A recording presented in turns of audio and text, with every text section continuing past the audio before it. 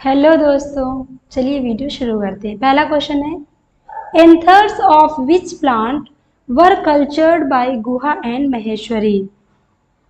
तो महेश्वरी एवं गुहा द्वारा किस पौधे का संवर्धन परागकोश से किया गया है? ऑप्शन दिए गए हैं आपको। ओराइजा सेटाइवा, धतूरा इनॉक्सिया, कैलोट्रोपिस प्रोसेरा, मैंगीफेरा इंडिका। तो कौन सा ऑप्शन सही होगा?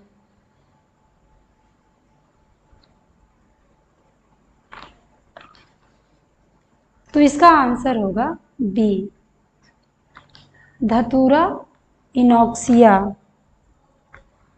तो 1964 ईस्वी में महेश्वरी एवं गुहा द्वारा धतूरा इनॉक्सिया के परागकोश का संवर्धन किया गया और पी महेश्वरी को भारतीय पादप भ्रूण विज्ञान का जनक कहा जाता है, यानी father of Indian plant embryology इन्हें कहा जाता है। तो बहुत अच्छे से आप इन्हें ध्यान दीजिएगा कि इन्हें कहा जाता है father of Indian plant embryology.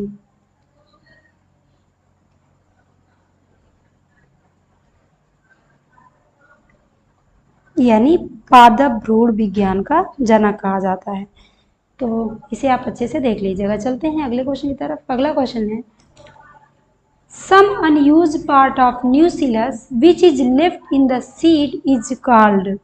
न्यूसिलस का बचा हुआ भाग जो बीज में उपस्थित रहता है कहलाता है। ऑप्शन दिए गए हैं आपको। Endosperm, tegmen, cremocarp, perisperm. तो कौन सा ऑप्शन सही होगा?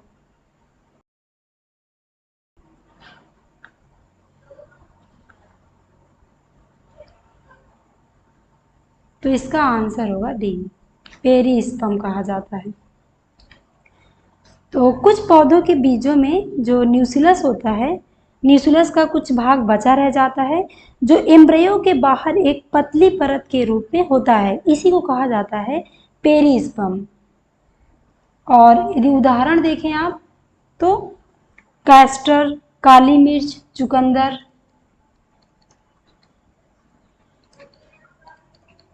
तो इन्हें आप अच्छे से देख लीजिएगा।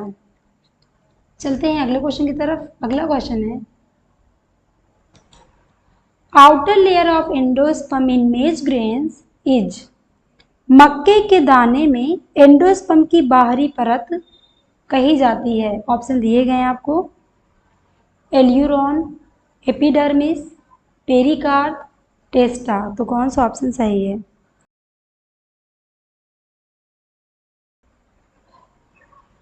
तो इसका आंसर होगा ए, एल्यूरोन कहा जाता है। यानी मक्के के दाने में एंडोस्पर्म की बाहरी परत को क्या कहा जाता है? तो एल्यूरोन। तो बहुत अच्छे से आप इसे देख लीजिएगा, यह प्रोटीन युक्त होता है। अगला क्वेश्चन है, brown heart disease in cauliflower is due to the deficiency of. गोभी में ब्राउन हार्ट डिसीज इनमें से किसकी कमी के कारण होती है? Iron, copper, boron, phosphorus. तो कौन सा ऑप्शन सही होगा?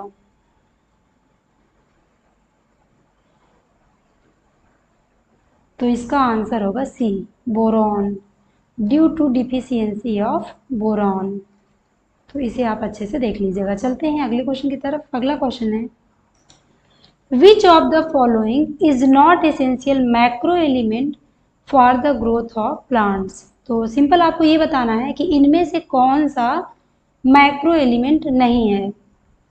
Nitrogen, zinc, calcium, potassium. तो कौन सा ऑप्शन सही होगा? तो इसका आंसर होगा B, zinc. Zinc micro element है। कल हमने देखा था इसको, यह माइक्रो एलिमेंट है। तो इसे आप अच्छे से देख लीजिएगा। बाकी नाइट्रोजन, कैल्शियम, पोटेशियम ये एसेंशियल माइक्रो एलिमेंट होते हैं। चलते हैं अगले क्वेश्चन की तरफ। अगला क्वेश्चन है, which of the following would not be a limiting factor for photosynthesis. Oxygen, light, carbon dioxide, chlorophyll. तो कौन सा ऑप्शन सही होगा? तो इसका आंसर होगा ए, ऑक्सीजन। तो इसका आंसर ऑक्सीजन होगा। Oxygen would not be a limiting factor for photosynthesis. तो आप इसे अच्छे से देख लीजिएगा। चलते हैं अगले क्वेश्चन की तरफ। अगला क्वेश्चन है, endothecium and tapetum in anther are derived from. तो पराग कोश में एंडोथीसियम एंड टेपिटम किससे बनते हैं? ऑप्शन है primary parietal layer, primary sporogenous layer, both, none of these. तो कौन सा ऑप्शन सही होगा?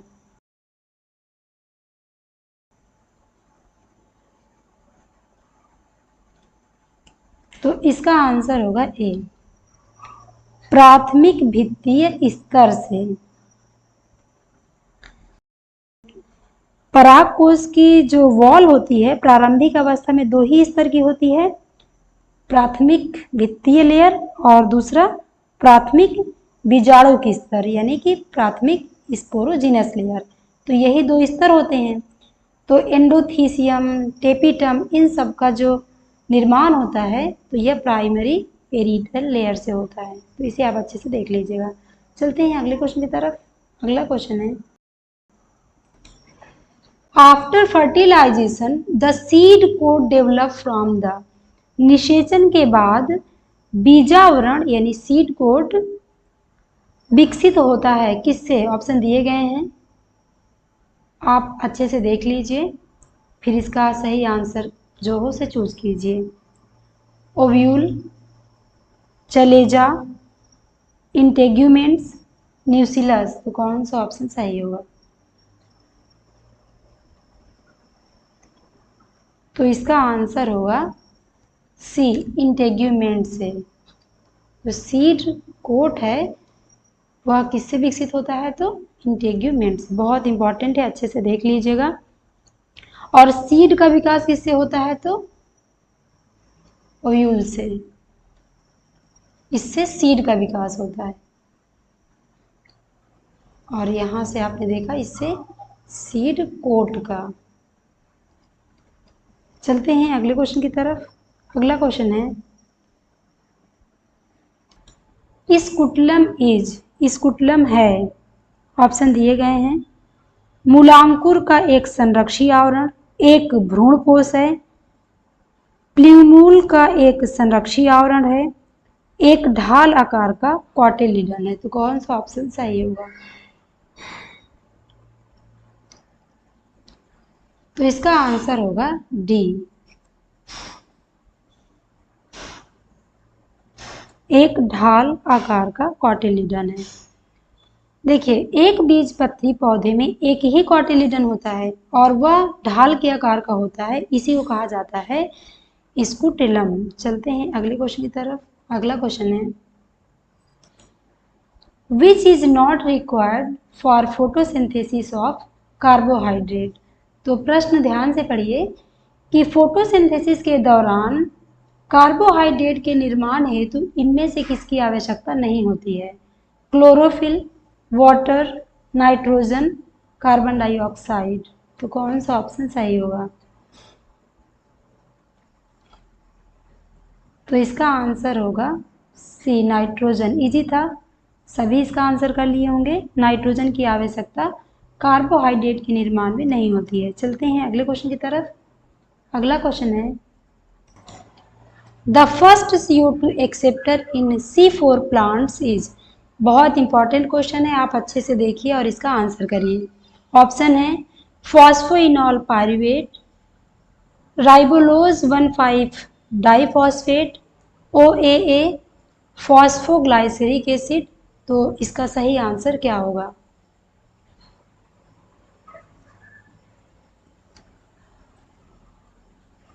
तो इसका आंसर होगा ए, फॉस्फोइनॉल पायरुवेट। देखिए, ये जो इसको कहा जाता है पीईपी ना, शॉर्ट में कहा जाता है पीईपी। यह पीईपी CO2 के साथ कंबाइन होकर के और वाटर बनाता है oxalo acetic acid.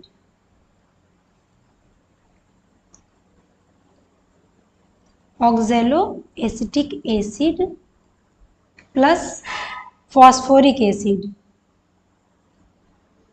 H3PO4, oxalo acetic acid and phosphoric acid बनाता है। तो इसे आप अच्छे से देख लीजिएगा, काफ़ी इंपॉर्टेंट है, कई बार एग्जाम में पूछा गया है। और ऑक्सैलो एसिटिक एसिड के यदि फॉर्मूला देखें तो होता है C4H4O5। इसे भी आप अच्छे से देख लीजिएगा। चलते हैं अगले क्वेश्चन की तरफ। अगला क्वेश्चन है, during photosynthesis oxygen is liberated by water, carbon dioxide, phosphoglyceraldehyde, none of the above. तो कौन सा ऑप्शन सही होगा? तो अब इसका आंसर होगा वाटर। जो ये ऑक्सीजन है वो आती है वाटर से। चलते हैं अगले क्वेश्चन की तरफ। अगला क्वेश्चन है, elongated cells present at the micropillar end of the embryo sac are called, यानी कि एम्ब्रियो के माइक्रोपिलर सिरे पर उपस्थित दीर्घ कोशिकाएं कहलाती हैं। ऑप्शन दिए गए हैं आपको, antipodal cells, egg, synergids, none of these. तो कौन सा ऑप्शन सही है? तो इसका आंसर होगा सी, सिनर्जिड्स कहलाती हैं। तो बहुत अच्छे से आप देख लीजिएगा, इसे काफ़ी इंपॉर्टेंट है, कई बार एग्जाम में पूछा गया है। चलते हैं अगले क्वेश्चन की तरफ। अगला क्वेश्चन है, in angiosperms the female gametophyte is the, angiosperm में फीमेल गैमेटोफाइट होता है। ऑप्शन दिए गए हैं, egg apparatus, embryo, synergids, embryo sac. तो कौन सा ऑप्शन सही होगा? तो इसका आंसर होगा डी, एम्ब्रियो सैक। तो एम्ब्रियो सैक एंजियोस्पर्म का फीमेल गैमेटोफाइट होता है।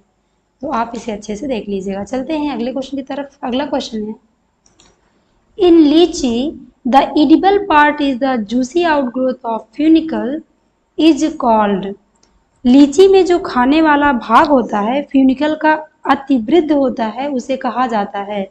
ऑप्शन आपको दिए गए हैं, कैरंकल, फ्रूट बॉल, एरिल, कॉटेलिडन्स। तो कौन सा ऑप्शन सही होगा?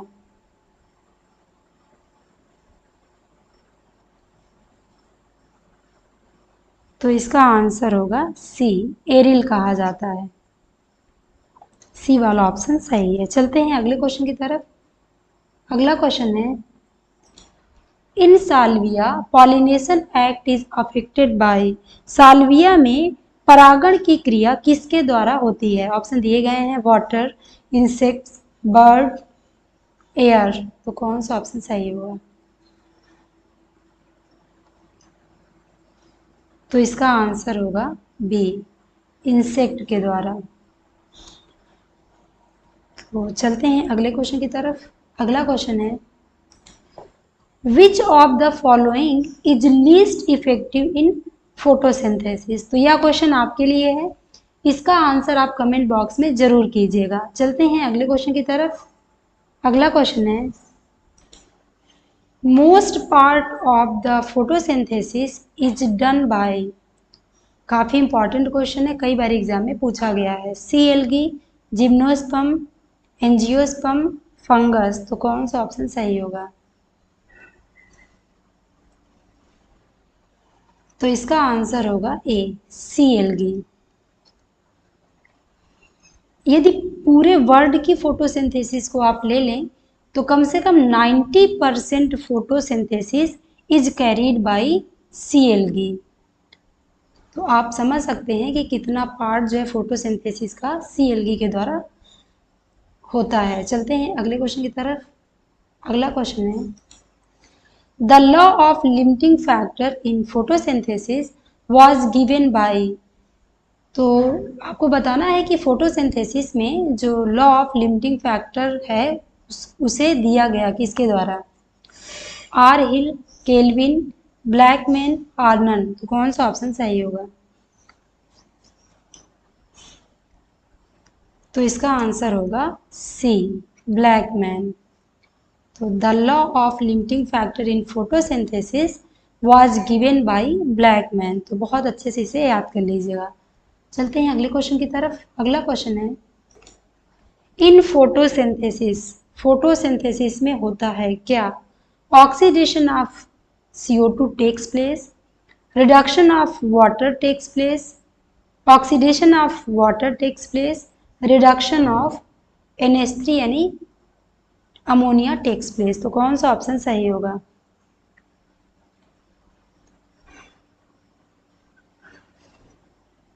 तो इसका आंसर होगा C, oxidation of water takes place. देखिए इसमें CO2 का रिडक्शन होता है, इसमें CO2 का रिडक्शन होता है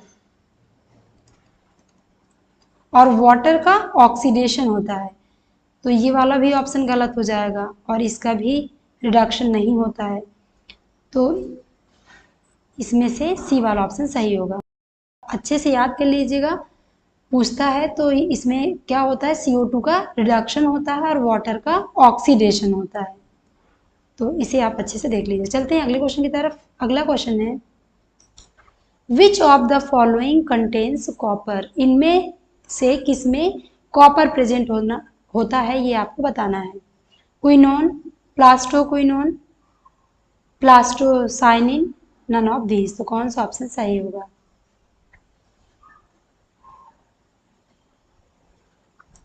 तो इसका आंसर होगा सी, प्लास्टोसाइनिन में कॉपर होता है। तो चलते हैं अगले क्वेश्चन की तरफ। अगला क्वेश्चन है, synergids are absent in, synergids अनुपस्थित होते हैं। ऑप्शन दिए गए हैं आपको, प्लम्बैगो प्रकार के भ्रूणकोश में, एडोक्सा प्रकार के भ्रूणकोश में, एलियम प्रकार के भ्रूणकोश में, पॉलीगोनम प्रकार के भ्रूणकोश में। तो कौन सा ऑप्शन सही होगा? किसमें अनुपस्थित होते हैं ये आपको बताना है। तो इसका आंसर होगा ए, प्लम्बैगो टाइप ऑफ एम्ब्रियोसैक, इसमें सिनर्जिड्स एब्सेंट होते हैं। चलते हैं अगले क्वेश्चन की तरफ। अगला क्वेश्चन है, persistent calyx forming a cover around the fruit is found in, फल के चारों ओर आवरण बनाने वाले दृढ़ कैलिक्स पाए जाते हैं किसमें? ऑप्शन दिए गए हैं आपको, आर्जीमोन मैक्सिकाना में, अग्रैटम कोनिजॉइड्स में, विथानिया सोमनीफेरा में, ब्रैसिका कंपेस्ट्रिस में। तो कौन सा ऑप्शन सही होगा?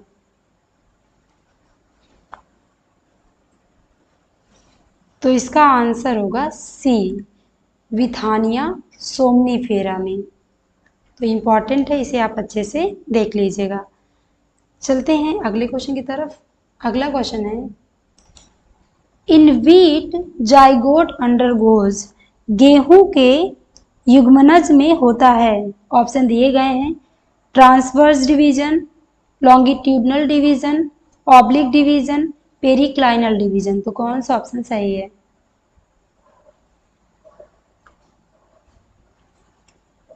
तो इसका आंसर होगा सी, ऑब्लिक डिवीजन। बहुत इंपॉर्टेंट है, अच्छे से आप देख लीजिएगा। चलते हैं अगले क्वेश्चन की तरफ। अगला क्वेश्चन है, दोस्तों जो क्वेश्चन आपको नहीं आ रहा हो साथ साथ आप उसे याद भी करते चलिएगा। Fruit production without fertilisation is called, बिना निषेचन के फल निर्माण कहलाता है। Parthenogenesis, parthenocarpy, apogamy, apomixis. तो कौन सा ऑप्शन सही होगा? तो यह क्वेश्चन आपके लिए है, इसका आंसर आप कमेंट बॉक्स में जरूर कीजिएगा। चलते हैं अगले क्वेश्चन की तरफ। अगला क्वेश्चन है, stenopalynous pollen grains are found in, आपको बताना है कि स्टेनोपेलाइनस परागकण पाए जाते हैं किसमें? ऑप्शन दिया गया आपको, एकेंथेसी, लैमिएसी, एस्टेरेसी, ल्यूबिएसी। तो कौन सा ऑप्शन सही होगा?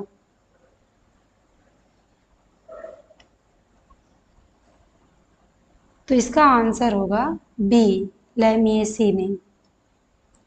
बी वाला ऑप्शन सही होगा। स्टेनोपेलाइनस पॉलेंस आर फाउंड इन लैमिएसी। तो काफ़ी इंपॉर्टेंट है, आप अच्छे से देख लीजिएगा। चलते हैं अगले क्वेश्चन की तरफ। अगला क्वेश्चन है, cleistogamy is a condition where. Cleistogamy एक अवस्था है जहां पर परागण आवश्यक होता है, स्वपरागण आवश्यक होता है, परागण असंभव होता है, परागण के लिए बाह्य कारक की जरूरत होती है। तो कौन सा ऑप्शन इनमें से सही है?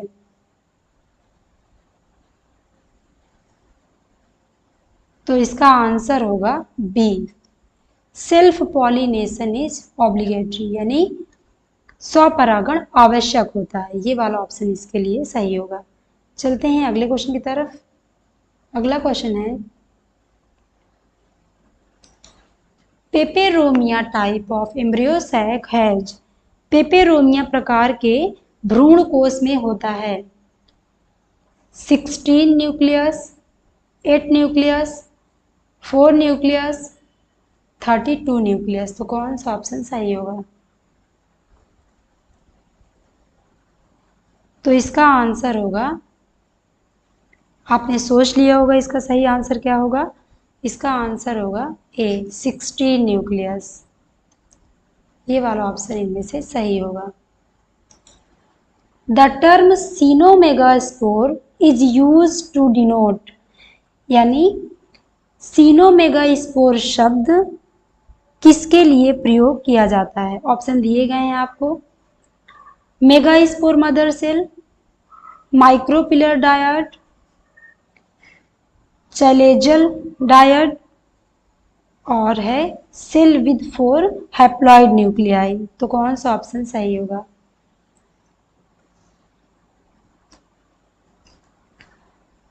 तो इसका आंसर होगा D, cell with 4 haploid nuclei.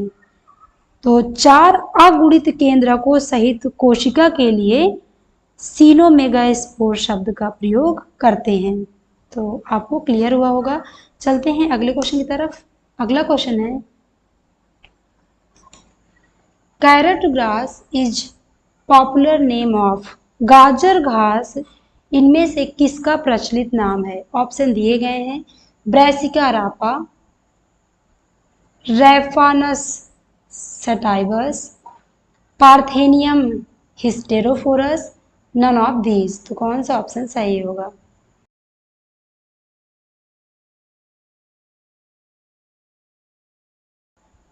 तो इसका आंसर होगा सी, पार्थेनियम का। पार्थेनियम हिस्टेरोफोरस का यह प्रचलित नाम है। तो बहुत इम्पॉर्टेंट है, इसे आप अच्छे से याद कर लीजिएगा। और दोस्तों, यदि कमेंट बॉक्स में कोई डाउट आता है और कभी आप देखते हैं उसका आंसर आपको पता होता है, तो प्लीज़ एक दूसरे की आप लोग हेल्प कर दिया करिए। तो फिर मिलते हैं नेक्स्ट वीडियो में। थैंक यू दोस्तों for watching my video and good night.